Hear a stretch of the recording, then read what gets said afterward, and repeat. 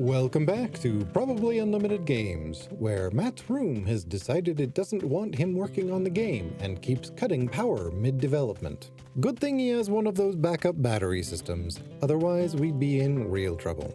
We already have plans on ripping the wiring out of that wall as revenge, eventually. We also had a bug where all of the trees disappeared.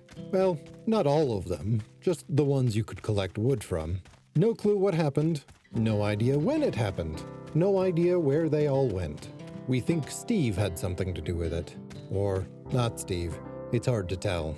Matt started making the resource system more detailed and robust.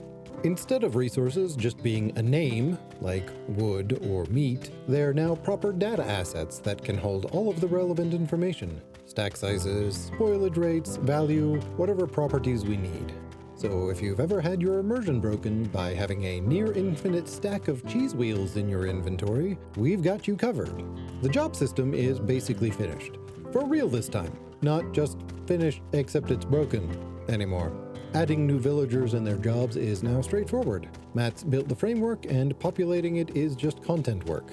We're still waiting to see if I'm actually capable of doing it, just to prove Matt's point. The butcher will require some custom implementation since meat processing is different from other crafting, but it shouldn't take long. Matt found a procedural tree and bush generator called Easy Tree that should help make the forest more visually distinct. Right now we're using basically store assets, which means our forest looks exactly like everyone else's forest. Having custom-generated trees means we can make unique species, varied shapes, and distinct biomes, which is really cool. Plus, it exports in a format that we can shove into Blender if we want to modify it further. Matt also figured out why some of the grass turns gray. It's been a persistent visual bug that made patches of landscape look dead or broken. Turns out that it's just an artifact of the test environment and not an actual system problem, which is great because when we actually build the map from scratch, it's just gonna be fixed. So, pretty solid progress this week, despite the room trying to murder Matthew's computer.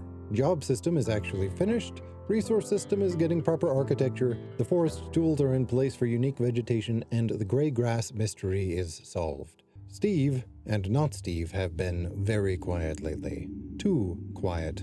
Matt's power keeps cutting out when he works on the villager systems. Coincidence?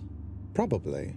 But Steve and not Steve each keep pointing their finger at the other, even if they are just T-posing.